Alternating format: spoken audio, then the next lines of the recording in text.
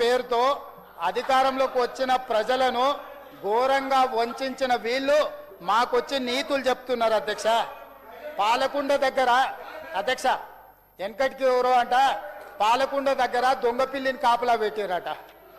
పాలకుండ దగ్గర దొంగపిల్లిని కాపలా పెడితే పాలు కుండలు ఉంటాయి అధ్యక్ష. వీళ్ళకు కూడా తెలంగాణ రాగానే అధికారాన్ని అప్పచెప్తే 10 సంవత్సరాలు తెలంగాణ మొత్తం దోసుకొని పంచుకొని తిని ఈ రోజు తిన్నదరగకు వచ్చి ఇక్కడ లొలి పెడుతున్నారు అధ్యక్ష. అందుకే అధ్యక్ష అందుకే ఇక్కడ మాత్రం పుత్రరత్నం గారు చిలక పలుకులు పలుకుతున్నాడు. 6 గ్యారంటీలలో ఒక్కటి తప్ప మేము అన్నీ అమలు చేస్తున్నాం. ఏ ప్రభుత్వానికైనా ప్రాధాన్యతలు ఉంటాయి. వాళ్ళ అధికారంలో ఉన్నప్పుడు పరివారం పలహారం వాళ్ళ వినాదం. మొత్తం తెలంగాణ మొత్తం వాళ్ళ పరివారానికి పలహారంగా మారింది. వాళ్ళ విధానం మాత్రం అదే అధ్యక్ష. కానీ మేము మాత్రం ప్రతి క్షణం ప్రజలకు ఇచ్చిన మాట నిలబెట్టుకునేందుకు పరితపిస్తున్నాం, ప్రయత్నం చేస్తున్నాం. 2 లక్షల రూపాయల రుణమాఫీ చేశాం. దీనికోసం ఏకంగా 21,616 కోట్ల రూపాయలు మేము చెల్లించినాం. సన్న బియ్యానికి బోనస్ ఇస్తున్నాం. ఏకకాలంలో ప్రతి రౌండ్ 9,000 కోట్ల రూపాయలు రైతు భరోసా పథకాన్ని అమలు చేస్తున్నాం. అదేవిధంగా అధ్యక్ష ప్రభుత్వం పరిపాలన చెయ్యాలి. ప్రజలకు సమాజానికి సదుపాయాలు మౌలిక సౌకర్యాలు కల్పించాలి.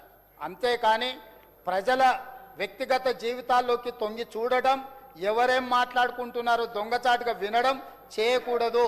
అటువంటి ప్రభుత్వాది నేతలు చరిత్రహీనులుగా మిగిలిపోతారు. ఇది మన కళ్ళ ముందే మనమే చూసిన సత్యం. సొంత ఇంటి ఆడబిడ్డ కూడా నా ఫోన్లు దొంగచాటుగా ఇన్నరని ఆరోపణ చేస్తుందంటే ఎంత నీచానికి దిగజారినరో ఈ ఒక్క ఉదాహరణ చాలు అధ్యక్ష. అదేవిధంగా అధ్యక్ష వాళ్ళ 10 ఏళ్ల కాలంలో రాష్ట్రంలో ఆడబిడ్డకు ఆత్మగౌరవం సంగతి దేవుడెరుగు, గుర్తింపే లేదు. ఆడబిడ్డల చీరల్లో సైతం స్కామ్లకు కమిషన్లకు పాల్పడ్డారు. బతుకమ్మ చీరల కమిషన్లు కొట్టేసినాడు. తెలంగాణ రాష్ట్రంలో ఉండే ఆడపిల్లలకు పంచిన బతుకమ్మ చీరలలో కూడా కమిషన్లు కొట్టిన వాళ్ళు ఆ చీరలు ఒంటి మీద కట్టుకోకుండా పొలాల దగ్గర పిట్టలను బెదిరించడానికి కట్టుకున్న పరిస్థితులు ఆనాడు చూసినాం.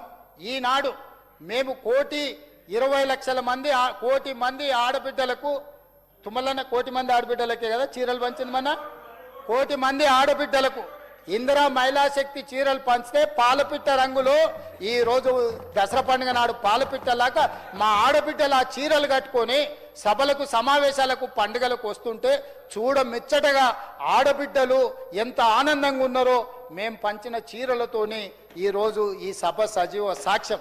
మా సీతక్క, మా మంత్రి సురేఖక్క కట్టుకున్నారు ఆ చీరలు. మా ఇంటి ఆడపడుచులు కూడా ఆ చీరలు కట్టుకున్నంత గొప్పగా ఈరోజు పేదలకు, ఈరోజు ఆడబిడ్డలకు అన్నగా సారె పెట్టిన, పండుగ పూట చీర పెట్టిన దాన్నైనా వీళ్ళు అభినందించాలి కదా అధ్యక్ష. ఆడబిడ్డకు పెట్టిన చీర సారెతో సమానము, దాన్నన్నా అభినందించడానికి వీళ్ళకు ముందుకు రాలేదంటే వీళ్ళు ఎలాంటి మనస్తత్వం ఉన్నోళ్ళో ఒక్కసారి ఆలోచన చేయండి అధ్యక్ష. అదేవిధంగా 10 ఏళ్ల కాలంలో ఎక్కడైనా ఆడబిడ్డలు వ్యాపారాలలో, వ్యవహారాలలో, పరిపాలనలో కనిపించారా? ఇప్పుడు ఆడబిడ్డలు మగవాళ్ళతో సమానంగా అన్నింటా పోటీ పడుతున్నారు. మేము ప్రోత్సహిస్తున్నాం. మా దృష్టిలో, వాళ్ళ దృష్టిలో ఆడబిడ్డలంటే వంటింటి కుందేళ్ళు. అందుకే పిల్లలను నా కోసం కన్నావా అని ఆయన గారు అవహేళన చేసిండు. ఇవాళ పిల్లలను కనండి, అధికంగా కనండి, బోనస్లు ఇస్తాము, ఆర్థిక సహాయాన్ని అందిస్తామని మేము విధానం తీసుకున్నాం. మంత్రిగా పనిచేసిన వ్యక్తి ఒక తల్లి, నాకు 3-4 పిల్లలు ఉన్నారు, నాకు ఆర్థికంగా భారమైంది, కష్టమైంది, ప్రభుత్వానికి సహాయం చేయమని అడిగింది అధ్యక్ష. జన్వాడలో ఫామ్ హౌస్లో గుంట భూమి కూడా అడగలే ఆడబిడ్డ పాపం. ఎర్రవల్లిలో ఫామ్ హౌస్లో 2 గదుల డబుల్ బెడ్రూమ్ ఇల్లు కూడా అడగలే అధ్యక్ష. ప్రభుత్వ నిధుల నుంచి ఏదైనా సంక్షేమ పథకం ఇవ్వమంటే పిల్లల్ని నా కోసం కన్నవా అని ఆడబిడ్డల్ని అవహేళన చేసిన చరిత్ర. బస్సులో పోతుంటే బస్సులో పోయి ఆడపిల్లల్ని అవమానించిన చరిత్ర అధ్యక్ష. మేము ఈనాడు స్థానిక సంస్థల పోటీలో ఈరోజు ఇద్దరు పిల్లల నిబంధన ఉంటే తొలగించి పిల్లలని అధికంగా కనండి. తెలంగాణ సమాజంకు అవసరం ఉన్నది. దేశాన్ని నిర్మించాలంటే పిల్లలు పెరగాలి. ఈరోజు అని మేము ప్రణాళికలు తీసుకొచ్చి వాళ్ళ సంక్షేమం కోసం, వాళ్ళ అభివృద్ధి కోసం చదువులు కానీ అదేవిధంగా సంక్షేమ పథకాలను మేము తీసుకొచ్చి ఈరోజు మేము ఆర్టీసీ బస్సులో ఉచిత ప్రయాణాల కాడ నుంచి ఇవన్నీ చేస్తున్నాం. అయినా కించపరిచే విధంగా వాళ్ళు మాట్లాడుతున్నారు అధ్యక్ష. అహంకారాన్ని కూడా అద్దుంటుంది అధ్యక్ష. ప్రభుత్వాలు తప్పు చేస్తే ప్రశ్నించవచ్చు, అది ప్రతిపక్షం బాధ్యత. కానీ ప్రశ్నించడానికి, అహంకారం ప్రదర్శించడానికి చాలా తేడా ఉంది. అది వాళ్ళకి ఎప్పటికీ అర్థం కాదు. ఎందుకంటే అహంకారం వాళ్ళ జన్మ హక్కు అనుకుంటారు. అహంకారం అనేది మా జన్మ హక్కు. వీళ్ళందరిని అవమానించడం కోసమే మేము పుట్టినాము, దైవాంశ సంభూతులం అని అనుకుంటారు అధ్యక్ష. ప్రజలు ఆగ్రహిస్తే ఈసారి అది కూడా ఉండదు అధ్యక్ష. ప్రజలు భూకంపం వచ్చే ముందు కూడా భూమి మొదట కొంత కంపిస్తుంది, కొంత సమయం ఇస్తుంది. రిక్టర్ స్కేల్ మీద మీరు ఎప్పుడైనా చూడండి, సర్దిద్దుకోమని. అట్లా సర్దిద్దుకోకపోతే ఆ భూకంపంలోనే కొట్టుకొని పోతారు అధ్యక్ష. ఇక్కడి నుంచి అక్కడికి మారినరంటే భూకంపంలో వచ్చిన ప్రకంపన, ప్రజల కోపము కొంత మాత్రమే ప్రదర్శించారు. ఇప్పటికీ కూడా ఆలోచనలు కానీ అహంకారం కానీ మారకపోతే ప్రజలు అక్కడ కూడా ఉంచారు అధ్యక్ష. చరిత్రలో కనుమరుగైన పార్టీలను చాలా చూసినాం అధ్యక్ష. వీళ్ళేం అతీతులు కాదు. జనతా పార్టీ ఎంత గొప్ప పార్టీ, ఏడున్నది ఈరోజు. కాబట్టి వీళ్ళు ఏదో ఊహించుకుంటున్నారు, మేము దైవాంశ సంభూతులం, మేము దేవుళ్ళమని. అయ్యా మీరు దోపిడీదారులు, దేవుళ్ళు అనే సంగతి చాలా దూరం. నోటిఫికేషన్లు మేము ఉద్యోగాలు ఇస్తే నోటిఫికేషన్లు మేము ఇస్తామంట. 10 ఏళ్ళు ఎందుకు పట్టింది అధ్యక్ష నోటిఫికేషన్లు ఇస్తే ఉద్యోగాలు ఇవ్వడానికి?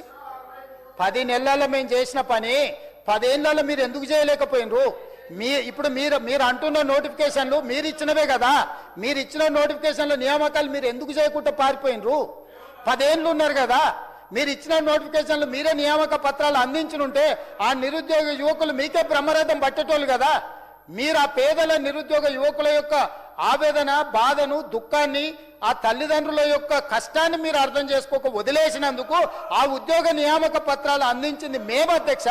మీరు అసంపూర్తిగా వదిలేసిన అసమర్థులు కాబట్టి సమర్థవంతంగా నియామక పత్రాలను అందించి తెలంగాణ దేశానికి ఆదర్శంగా నిలబడ్డట్టు ఒక్క సంవత్సరంలో 67,000 పైగా ఉద్యోగాలు ఇచ్చిన రాష్ట్రం, గొప్ప రాష్ట్రం, ఉద్యమ రాష్ట్రం తెలంగాణ.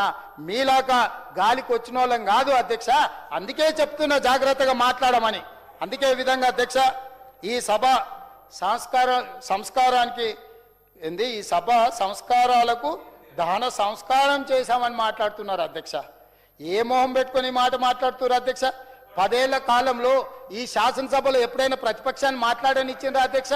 పెద్దలు జానారెడ్డి గారైనా, మిత్రుడు బట్టి విక్రమార్క గారైనా నన్ను చూస్తేనే కాళ్ళలో వణుకొస్తుండే, వచ్చినప్పుడు ఎంబడెంబడే మార్షల్స్ ఎత్తుకుపోయి బయట వేస్తుండ్రి. ఎవరికన్నా ప్రతిపక్షానికి ఇచ్చిర్రా అధ్యక్ష ఎప్పుడైనా మాట్లాడడానికి? ఇవాళ స్వేచ్ఛగా ఎన్ని మాట్లాడుతున్నారు అధ్యక్ష? ఒక్కరోజని ఎవరినైనా సస్పెండ్ చేసినావా అధ్యక్ష? వాళ్ళ వ్యవహార శైలి చూసినోడు అసలు ఉరిశిక్ష రాయాలి వాళ్ళ వ్యవహార శైలిని చూస్తే. అయినా మీరు భరించి మౌన మునిలాగా అక్కడ కూర్చొని మీరు విషయానికి రాండి అని పదే పదే విజ్ఞప్తి చేసి ఏది మాట్లాడినా కూడా అవకాశాలు ఇచ్చినాము. ఇది మా ప్రజాస్వామ్యం. ప్రజాస్వామ్య స్ఫూర్తిని మేము ప్రదర్శిస్తున్నాం. అందుకే ఆనాడు ఏం మాట్లాడిన పాపం కోమటిరెడ్డి వెంకటరెడ్డి, సంపత్ కుమార్ శాసనసభ సభ్యత్వాన్ని రద్దు చేసిండ్రు అధ్యక్ష. ఇంతకంటే దుర్మార్గం ఈ దేశంలో ఎక్కడైనా జరిగిందా అధ్యక్ష? నేను మాదిగా ఉపకులాల వర్గీకరణ కోసం తీర్మానం పెట్టి అడిగితే నన్ను సండ్ర వెంకట వీరయ్య, సంపత్ కుమార్ని ఎత్తి బయట పడేసిరు అధ్యక్ష. కానీ మేము వచ్చినాక ఇక్కడ కూర్చొని వాటి అన్నిటిని సర్దిద్దినాం అధ్యక్ష. అందుకే ఈరోజు నేను చెప్పదలుచుకున్నది ఒకటే అధ్యక్ష. నేను గర్వంగా చెప్తున్నా, మీ నాయకత్వంలో మేము శాసనసభ ఉన్నతిని, గౌరవాన్ని నిలబెడుతున్నాం. ప్రతిపక్షం ఈరోజు సభలో మాట్లాడే పరిస్థితి 10 ఏళ్ల తర్వాత ఇప్పుడే తెలంగాణ సమాజం చూస్తుంది. సమస్యల పరిష్కారం కోసం